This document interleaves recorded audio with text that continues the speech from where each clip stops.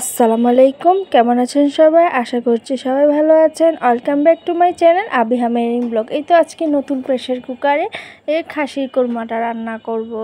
আজকে নতুন এই প্রেশার কুকারটা কিনা হয়েছিল, তাই ভাবলাম আজকে প্রেশার কুকারে খাসির মাংসটা রান্না করি। তো দারচিনি, এলাচ, তেজপাতা দিয়ে দিলাম তেলের মধ্যে। এখন দিয়ে দিচ্ছি ধুয়ে রাখা খাসি মাংসটা। দিয়ে দিচ্ছি প্রেশার কুকারের মধ্যে। এই তো দিয়ে দিলাম, দিয়ে এখন নেড়েচেড়ে কিছুক্ষণ মাংসটাকে ভেজে নিব তেলের মধ্যে।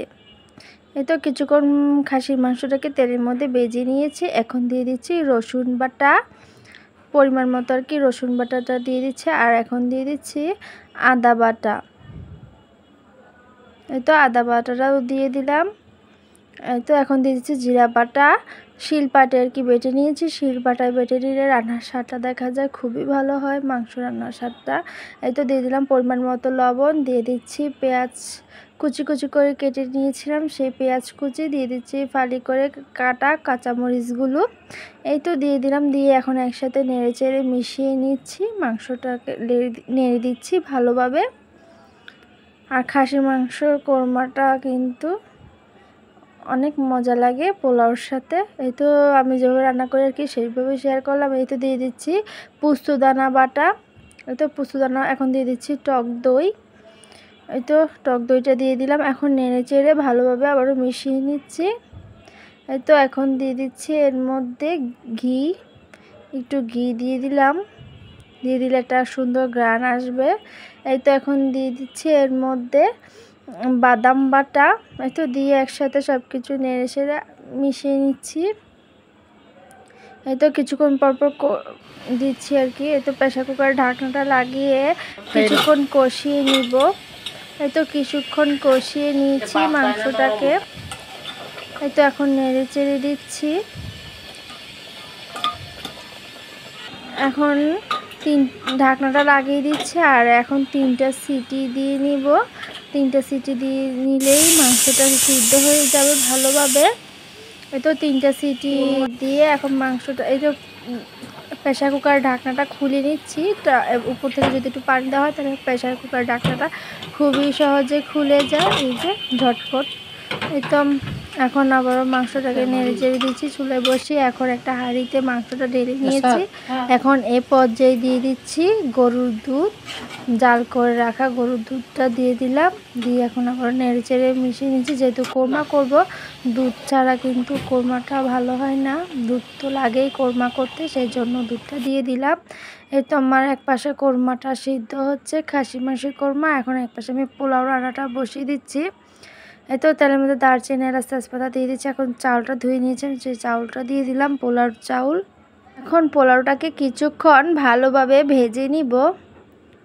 এই তো লাল লাল করে ভেজে নিব পোলাওর চালটা। এই তো এখন আমি দিয়ে দিচ্ছি এর মধ্যে লবণ। দিয়ে এখন আবার নেড়ে চেড়ে দিচ্ছি। আর পোলাওতে যদি একটু ঘি দেওয়া হয় তাহলে কিন্তু অনেক ভালো লাগে। পোলাওতে কিন্তু আমি ঘিটাও ইউজ করি। আর এখন দিয়ে দিচ্ছি আদা রসুন বাটা। একটু পোলাওর মধ্যে যদি আদা রসুন বাটাটা দেওয়া হয় তাহলে খেতে কিন্তু অনেক ভালো লাগে। পোলাওটা থেকে একটা সুন্দর ঘ্রাণ আসে। আদা রসুন দিব, তারপরে ঘি দিব, যার কারণে এটা ভালো একটা ঘ্রাণ আসে আর কি। এটা আবার নেড়ে চেড়ে মিশিয়ে নিচ্ছি।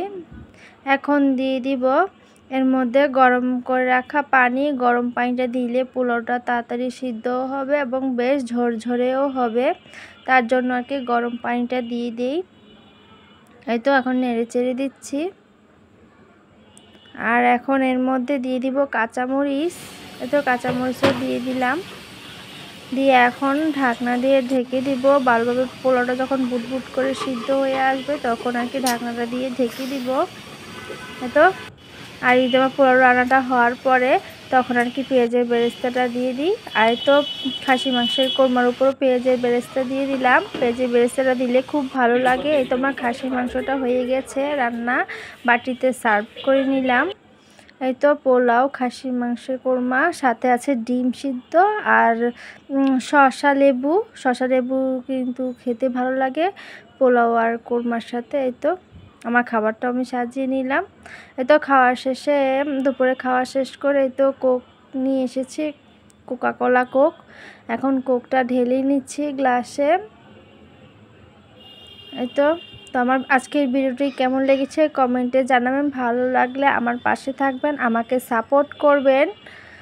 আজকে এই তো আর আমার ভিডিওটি লাইক দিয়ে আমার পাশে থাকবেন সবাই। এই তো কোকটা ঢেলে নিয়ে চাইতে দুপুর খাওয়া দাওয়া শেষ করে কোক খেয়ে নিলাম। আর এটা হচ্ছে বিকালের দিকে তালের আষাঢ়িগুলো খেতে কিন্তু অনেক ভালো লাগে। তো আমার ভিডিওটা আর বেশি বড় করছি না। এই তো তালের আষাঢ়িগুলো কিন্তু খেতে খুবই ভালো লাগে।